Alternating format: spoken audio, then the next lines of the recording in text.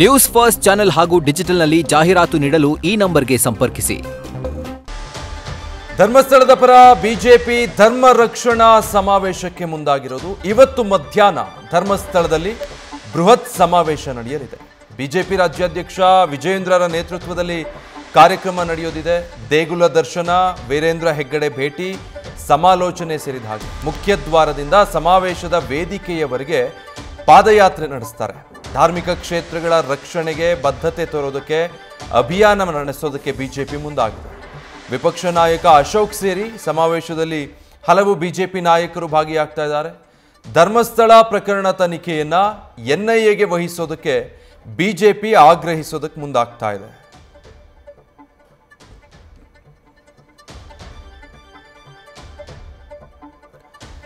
ಧರ್ಮಸ್ಥಳ ಪರ ಬಿಜೆಪಿ ಧರ್ಮ ರಕ್ಷಣಾ ಸಮಾವೇಶವನ್ನ ಮಾಡ್ತಾ ಇರೋದು. ಈಗಾಗಲೇ ಧರ್ಮಸ್ಥಳಕ್ಕೆ ಸಂಬಂಧಪಟ್ಟ ಹಾಗೆ ಬಿಜೆಪಿ ಹೋರಾಟ ಮಾಡಬೇಕು ಅನ್ನೋ ನಿರ್ಧಾರ ಮಾಡಿದೆ. ಅದರ ಭಾಗ ಇದೆಲ್ಲ ಡೀಟೇಲ್ಸ್ ಕೊಡ್ತಾರೆ. ಗಣಪತಿ ಲೈವ್ನಲ್ಲಿ ಜಾಯ್ನ್ ಆಗ್ತಾ ಇದ್ದಾರೆ ಧರ್ಮಸ್ಥಳದಿಂದಾನೆ. ಗಣಪತಿ, ಹೇಗಾಗಿದೆ ಇವತ್ತಿನ ಧರ್ಮ ಸಂರಕ್ಷಣಾ ಸಮಾವೇಶಕ್ಕೆ? ವೇದಿಕೆ ಸಿದ್ಧವಾಗಿದೆಯಾ? ಏನು ಅಜೆಂಡಾ ಬಿಜೆಪಿಯದ್ದು? ಈ ವೇದಿಕೆ ಮೂಲಕ ಯಾವ ಸಂದೇಶ ರವಾನಿಸೋ ಪ್ಲಾನ್? ಧರ್ಮೋ ರಕ್ಷತಿ ರಕ್ಷಿತಃ ಅಂದ್ರೆ ಬಿಜೆಪಿ ನಾಯಕರು ಇದೇ ಧ್ಯೇಯವನ್ನು ಇಟ್ಟುಕೊಂಡು ಧರ್ಮಕ್ಕೆ ಆಗುವಂತಹ ಅಪಚಾರ ಇರಬಹುದು, ಷಡ್ಯಂತ್ರ ಇರಬಹುದು, ಪಿತೂರು ಇರಬಹುದು, ಇವನ್ನೆಲ್ಲವನ್ನು ಕೂಡ ಹೋಗಲಾಡಿಸಲಿಕ್ಕೆ ಧರ್ಮಸ್ಥಳದ ಪರವಾಗಿ ಬೆಂಬಲವನ್ನ ಸೂಚಿಸೋಕೆ ಇವತ್ತು ಬೃಹತ್ ವೇದಿಕೆಯಲ್ಲಿ ಒಂದು ಸಮಾವೇಶವನ್ನ ಹಮ್ಮಿಕೊಂಡಿದ್ದಾರೆ. ಮಧ್ಯಾಹ್ನ 2 ಗಂಟೆಗೆ ಆರಂಭವಾಗುವಂತಹ ಈ ಸಮಾವೇಶಕ್ಕೆ ರಾಜ್ಯದ ನಾನಾ ಭಾಗದಲ್ಲೂ ಕೂಡ ಒಂದಷ್ಟು ಬಿಜೆಪಿಯ ಕಾರ್ಯಕರ್ತರು, ಅಂದ್ರೆ ವಿಶೇಷವಾಗಿ ಇವತ್ತು ಬಿಜೆಪಿ ಯಾವುದೇ ಸಿಂಬಲಿಕ್ ಆಗಿ ಇವರು ಹೋರಾಟವನ್ನ ಮಾಡ್ತಿಲ್ಲ. ಏಕೈಕವಾಗಿ ಅಂದ್ರೆ ಹಿಂದುತ್ವದ ಸಂಘಟನೆಗಳೇನಿದೆ ಆ ಎಲ್ಲಾ ಸಂಘಟನೆಗಳು ಸೇರಿ ಒಗ್ಗೂಡಿ ಇವತ್ತು ಒಂದು ಸಮಾವೇಶವನ್ನ ಮಾಡುತ್ತೆ. ಅದಕ್ಕೂ ಮೊದಲು ಅಂದ್ರೆ ಈಗಾಗಲೇ ಸಾಕಷ್ಟು ರಾಜ್ಯ ಬಿಜೆಪಿ ನಾಯಕರು ಅಂದ್ರೆ ವಿಜೇಂದ್ರ ಅವರು ಇರ್ಬೋದು, ಚಲವಾದಿ ಅವರು ಇರ್ಬೋದು, ಆರ್ ಅಶೋಕ್ ಇರ್ಬೋದು, ಸಾಕಷ್ಟು ಹಿರಿಯ ನಾಯಕರು ಇವತ್ತು ದೇವರ ದರ್ಶನವನ್ನ ಪಡೆದು ಅದಾದ ನಂತರ ಹೆಗ್ಡೆ ಅವರನ್ನ ಒಂದಷ್ಟು ಸಮಾಲೋಚನೆಯನ್ನ ನಡೆಸಿ ಕೆಲವೇ ಗಂಟೆಗಳಲ್ಲಿ ಸಮಾವೇಶವನ್ನ ಆರಂಭಿಸ್ತಾರೆ.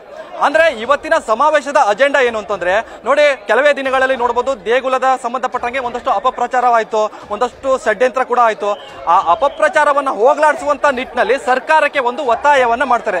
ನಮಗೆ SIT ತನಿಖೆ ಬೇಡ, ನೇರವಾಗಿ NIA ತನಿಖೆಗೆ ನೀವು ಅವಕಾಶವನ್ನ ಮಾಡಿಕೊಡ್ಬೇಕು, ನೇರವಾಗಿ NIA ತನಿಖೆಯನ್ನ ಆಗ್ಬೇಕು ಅನ್ನೋದು ಕೂಡ ಈಗಾಗಲೇ ಇದರ ಅಜೆಂಡಾ. ಜೊತೆಗೆ ನೋಡಿ, ಪ್ರತಿಯೊಂದು ದೇಗುಲದ ಕೂಡ ಒಂದಷ್ಟು ಎಡಪಂಥೀಯರು ಇರ್ಬೋದು, ಒಂದಷ್ಟು ಸಮುದಾಯ ಇರ್ಬೋದು, ಒಂದಷ್ಟು ಇಕ್ಕಟ್ಟಿನ ಒಂದು ಪರಿಸ್ಥಿತಿಯನ್ನ ತಂದಿಡುತ್ತೆ. ಆ ಪರಿಸ್ಥಿತಿಯನ್ನ ಹೋಗ್ಬೇಕು ಅಂತಂದ್ರೆ ನಾವೆಲ್ಲ ಹಿಂದೂ ಸಂಘಟನೆಗಳು ಕೂಡ ಒಂದಾಗಿ ಒಂದು ಬೆಂಬಲವನ್ನ ಸೂಚಿಸಬೇಕು, ಆ ದೇಗುಲದ ಪರವಾಗಿದೆ ಅಂತ ಒಂದು ಸಂದೇಶವನ್ನು ಕೊಡಬೇಕು. ಈ ನಿಟ್ಟಿನಲ್ಲಿ ಧರ್ಮಸ್ಥಳದಲ್ಲಿ ಒಂದು ಬೃಹತ್ ವೇದಿಕೆಯಲ್ಲಿ ಬಿಜೆಪಿಯ ಹಾಗೂ ಒಂದಷ್ಟು ಹಿಂದೂ ಪರ ಸಂಘಟನೆಗಳು ನೇರವಾಗಿ ಇವತ್ತು ಸಮಾವೇಶವನ್ನ ಹಮ್ಮಿಕೊಂಡು ಹೆಗ್ಡೆ ಅವರಿಗಿರ್ಬೋದು, ಜೊತೆಗೆ ಈ ಧರ್ಮಸ್ಥಳ ದೇಗುಲಕ್ಕೆ ಒಂದು ಬೆಂಬಲವನ್ನ ಕೊಡುವಂತ ಪ್ರಯತ್ನ ಕೂಡ ಮಾಡ್ತಾ ಇದೆ. ಇನ್ನೇನು ದೇಗುಲದ ದರ್ಶನಕ್ಕೆ ಹೊರಟಿರುವಂತಹ ವಿಜೇಂದ್ರ ಇರಬಹುದು, ಚಲವಾದಿಯವರು ಇರಬಹುದು, ಕೆಲವೇ ಕ್ಷಣಗಳಲ್ಲಿ ವೀರೇಂದ್ರ ಹೆಗ್ಡೆ ಅವರನ್ನ ಭೇಟಿ ಮಾಡ್ತಾರೆ. ಜೊತೆಗೆ ಈ ಸಮೂಹ ಏನಿದೆ ವೀರೇಂದ್ರ ಹೆಗ್ಡೆ ಅವರ ಪರವಾಗಿ ನಿಲ್ತೀವಿ ಅನ್ನೋ ಒಂದು ಸಂದೇಶವನ್ನ ಕೊಡ್ತಾರೆ. ಜೊತೆಗೆ ರಾಜ್ಯದ ನಾನಾ ಭಾಗದಿಂದಲೂ ಬರುವಂತಹ ಕಾರ್ಯಕರ್ತರು ಏನಿದೆ, ಜೊತೆಗೆ ಹಿಂದೂಪರ ಸಂಘಟನೆಗಳು ಏನಿದೆ, ಅವರೆಲ್ಲರೂ ಕೂಡ ಒಂದೇ ವೇದಿಕೆಯಲ್ಲಿ ಕೂಡ ಸೇರಿ ಒಂದು ಅಜೆಂಡಾವನ್ನ ಫಿಕ್ಸ್ ಮಾಡ್ತಾರೆ. ಅಂದ್ರೆ ಈ ವಿಚಾರಕ್ಕೆ ಸಂಬಂಧಪಟ್ಟಂತೆ, ಈ ಷಡ್ಯಂತ್ರಕ್ಕೆ ಸಂಬಂಧಪಟ್ಟಂಗೆ ಯಾರೆಲ್ಲ ಇದ್ದಾರೆ ಅವರನ್ನ ಮೊದಲು ಬಂಧಿಸಬೇಕು, ಜೊತೆಗೆ ಅವರನ್ನ ಮೊದಲು ವಶಕ್ಕೆ ಪಡಬೇಕು, ಜೊತೆಗೆ ನೇರವಾಗಿ ಇದು NIA ತನಿಖೆಗೆ ಅವಕಾಶವನ್ನ ಮಾಡಿಕೊಡೋ ನಿಟ್ಟಿನಲ್ಲಿ ಒಂದು ಅಜೆಂಡಾವನ್ನ ಫಿಕ್ಸ್ ಮಾಡಿ ನೇರವಾಗಿ ಒತ್ತಾಯವನ್ನ ಸರ್ಕಾರಕ್ಕೆ ಮಾಡ್ತಾರೆ. ಜೊತೆಗೆ ಬಿಜೆಪಿ ಆರೋಪಗಳು ಏನಾಗ್ತಿದೆ, ಇವತ್ತು ಸರ್ಕಾರ ಏನಿದೆ, ಸರ್ಕಾರ ನಿಜವಾಗ್ಲೂ ಕೂಡ ಹಿಂದುತ್ವದ ದೇಗುಲ ಇರಬಹುದು, ಹಿಂದುತ್ವದ ಸಂಸ್ಕೃತಿಯ ಪರವಾಗಿ ನಿಜವಾಗ್ಲೂ ಕೂಡ ನಿಲ್ತಾ ಇದೆಯಾ ಅನ್ನೋದು ಕೂಡ ಬಿಜೆಪಿ ನಾಯಕರು ಒತ್ತಾಯವನ್ನ ಮಾಡ್ತಾರೆ.